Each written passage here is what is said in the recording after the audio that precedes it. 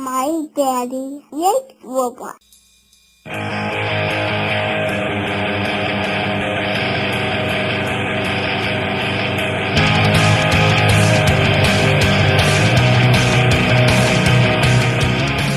Hello everyone, this is Cybertronian Beast, and let's talk Transformers. Today we're taking a look at Transformers Prime Beast Hunters Cyberverse Shockwave. That's a lot of subtitles to put on a figure, but to make it simple, he's a small Shockwave, and he's cool. Little backstory, I didn't even know this figure existed until, I don't know, a couple weeks, 3 weeks ago maybe. And I was cruising around on the Cybertron.ca board, the fan board for Transformers for, Canada. And I made a post about a sighting I had found, and a fellow member on the board, Juxtapose 519, he thought I was talking about this figure, Shockwave, the Cyberverse version. And I said, I don't even think that exists. And he says, no, it does. It just hasn't come out yet. And I went and started looking around and found out that I had completely missed it, and the launch and the information on it, and yeah, within 2 weeks after we had discussed it, here it is. I've got it, and it's fantastic. It's a great little figure, and yeah, it's definitely a very good looking figure from the outside. Let's take a quick look at the packaging. There he is here. He has a Hyperflux cannon included. This is the US packaging. Hub sticker up at the top. We've got his robot mode, Cybertronian tank mode, and still on the bottom of the packaging, the original Transformers Prime artwork. So they really haven't updated that. This is a Commander class, Series 3, number 7. So they changed the front, calling it Beast Hunters now, obviously, because it is. Added Predaking on the side there, but nothing to do about the back. Weird. Anyway, let's get this thing open and check it out, huh? Okay, so here is Shockwave. He is out of his packaging and looks menacing. He's got his Hyperflux cannon, which is his entire arm. Not overly impressed with that, but it does fire. See if we can get that thing to fire here. Pull back. Pull back. No, you pull back here. That's right. You pull back on this thing here. I don't know how to do this. How do I do this? Oh, yes. There we go. Haha. Figured it out. I remember now. So yeah, it's just a pressurized thing. You put the missile back in there like so. It's stuck. And then you push this black piece forward and it fires. Amazing. But the part that I don't really like about it is that it's an entire arm. Like, you lose a lot. The entire gimmicky weapon is taken up with his arm. But other than that, this figure's wicked. Like, really good looking little figure. Now, it is obviously a scaled down version of the Voyager class Shockwave. Let's take a look at that. There he is there. I haven't actually opened mine yet. I really want to, and I'm hoping to do it very soon. He's got a spinning Hyperflux cannon. But let's take a look at... We're looking at Cyberverse Shockwave right now. So, the transformation for Shockwave is... Well, before we get into that, let's take a look at a little bit closer detail. This is really the first Cyberverse figure I've ever done, I think. I don't really do them because they're so small. You'd think I'd do more of them because I hate the big figures. But this guy's pretty good. I like him a lot. Probably because he's so detailed, I like him. That's why I'm doing him. So his face, the face sculpt on him, not much paint. It's all the purple plastic. There's a little bit of silver paint up at the top for his antenna and the red eye, which is pretty good. Let's see if we can get a little bit more light on that there. There we go. So yeah, the face sculpt looks pretty good. Here's a closer look at the weapon. All the mechanisms in here. That's another part that I really don't like about the weapon, is that when he's standing, you can't spin the weapon over so that you see all this nice detail. In robot mode, you have to look at all this garbage on the bottom, and that's just stupid. I don't really like that. His feet are very large and clunky, but they do a really good job of holding a otherwise awkwardly weighted figure. His weapon is quite heavy with regards to the rest of the figure, so his feet are nice and big to compensate the rest of that. On the back, you do get his tank treads, his Cybertronian tank treads. The one thing this figure does lack is the cord, or the cable that attaches the backpacky bit that's on the Voyager to the cannon. And I'm sure you could MacGyver something up to make it look a little cooler, but it's really not necessary in this little figure.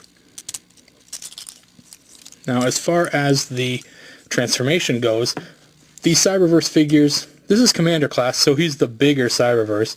The Legion class, or the Scout class, they are tiny, but these little guys, they're pretty simple. So for transformation, what we're going to do is we are going to flip down the feet, and essentially that is the entire transformation right there for the feet. And the arm goes around the back, very similarly to the Voyager class. And it will peg in. See the large peg here on the bottom? Whoop, there it is. See the large peg on the bottom? That jams right into his butt area. So there he goes. He's got his arm folded around onto his back. You open up the chest part here, and you will bring it all the way down in front. Then you kind of peg it into itself there, and it gives it a nice frontal area. Now we'll leave the legs like that for a minute. The head is going to go into this cavity here, like so. The only one of the things that I really kind of complain about, other than the gun, take the gun out of there, is the head's tiny. I don't like that. The head should be bigger. Anyway, we'll put the head down in there. And now we'll bring the other arm around.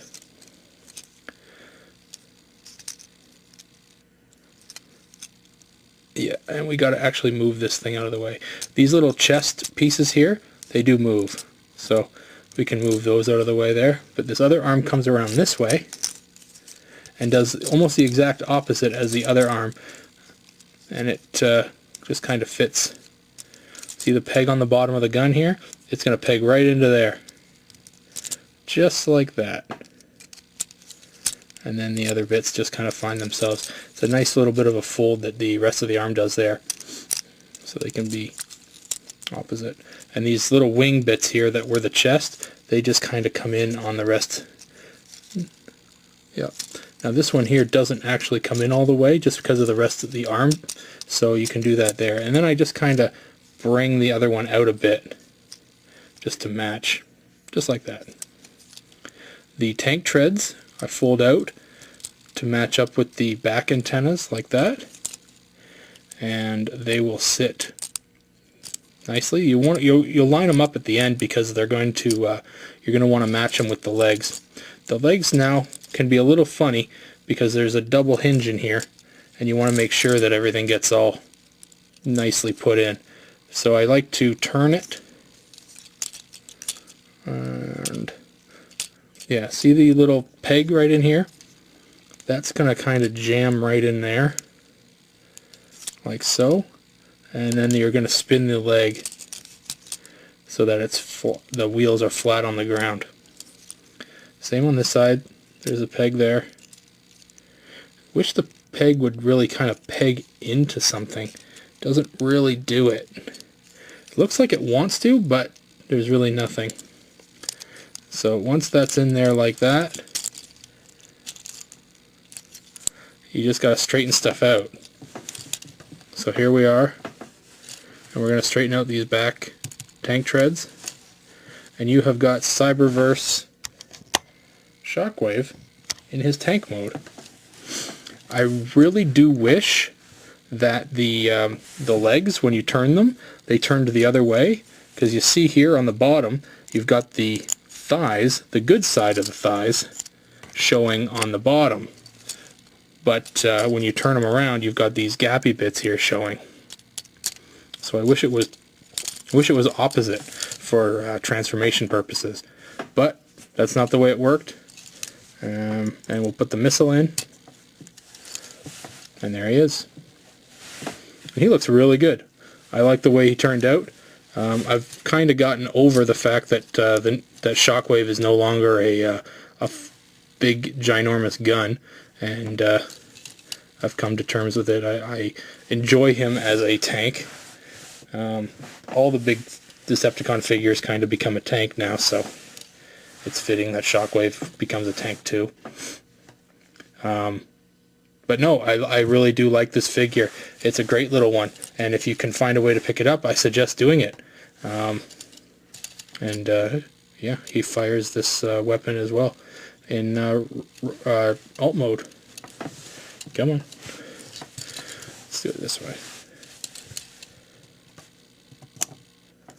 Yeah, that's weak. Oh well. Anywho, if you have any questions, comments, whatnot, please leave them in the comment section of the YouTube video here. If you want to follow me on Twitter, please do. It's at Cybertron Beast.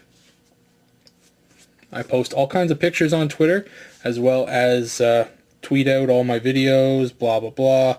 Lots of cool stuff that I put on Twitter. And I also have a Facebook page. You can check that out, like it, and all the stuff I put on Facebook will come to you as well. So most of my videos, or I guess all of my videos, I put on Facebook as well. Plus I do have some really fun picture galleries or picture albums that I have on Facebook, where I just kind of mess around with the figures that I have and do kind of fun poses and whatnot with them. So you can like that as well. And please subscribe to this YouTube channel if you want to find if you want to be able to get all the videos that I make and be the first to see them. That's the way to do it. I appreciate everybody who subscribes to this channel. It's really humbling to me to see all the support that I've been getting over the last year that I've been doing this channel, and really I appreciate every single one of you guys who have clicked subscribe, and all the future people who will click subscribe. Thank you very much. Anyway, this is Cybertronian Beast saying talk to you later.